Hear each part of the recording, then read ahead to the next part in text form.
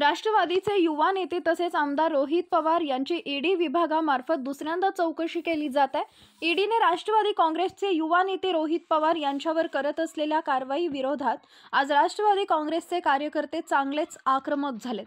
पिंपरी चिंचवड शहरातील जुन्या पुणे मुंबई महामार्गावरील डॉक्टर बाबासाहेब आंबेडकर स्मारक चौकात रास्ता रोको आंदोलन करत असताना राष्ट्रवादी काँग्रेस शरद पवार गटाचे कार्यकर्ते आणि पिंपरी पोलिसात झटापट झाली आहे।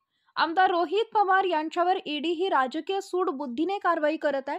रोहित पवार हे केंद्र आणि राज्य सरकार विरोधात सत्य बोलतात म्हणून त्यांचा आवाज दाबण्याचा प्रयत्न ईडी करत आहे, असा आरोप राष्ट्रवादी काँग्रेस शरद पवार गटाच्या कार्यकर्त्यांनी केलाय। ज्या प्रकारे ईडी ही मुंबई महापालिकेतील घोटाळ्यांचा तपास करत आहे, अगदी त्याच प्रकारे घोटाळे पिंपरी चिंचवड महापालिकेत देखील झालेत। त्याचा तपास देखील ईडीने करावा अशी मागणी राष्ट्रवादी काँग्रेस शरद पवार गटाचे पिंपरी चिंचवड शहर अध्यक्ष तुषार कामटे यांनी केलाय। राष्ट्रवादीचे कर्जत जामखेड विधानसभेचे आमदार रोहित पवार यांची गुरुवारी ईडी चौकशी केली जात आहे। यापूर्वी ईडीने 24 जानेवारी रोजी त्यांची चौकशी केली। आता दुसऱ्यांदा रोहित पवारांची चौकशी सुरू आहे।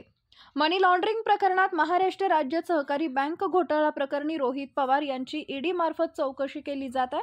आज पिंपरी चिंचवड शहरामध्ये राष्ट्रवादी शरद पवार गटाच्या वतीने या ईडी कारवाईच्या विरोधात तीव्र निषेध व्यक्त करत आंदोलन केले। यावेळी मोठ्या संख्येत कार्यकर्त्यांनी पिंपरी चौकात विरोध करत जोरदार घोषणाबाजी दरम्यान बंदोबस्तासाठी आलेल्या पोलीस आणि कार्यकर्त्यांमध्ये झटापट देखील झाल्याचं दिसून आलंय। कारखाना लिलावाच्या बाबतीत सीआयडी आणि आर्थिक गुन्हे शाखा यांनी क्लोजर रिपोर्ट सादर केलाय। केवळ राजकीय सूड घेण्यासाठी ईडी चौकशी करत आहे, असा आरोप राष्ट्रवादीचे शहर अध्यक्ष तुषार कामठे यांनी केलाय।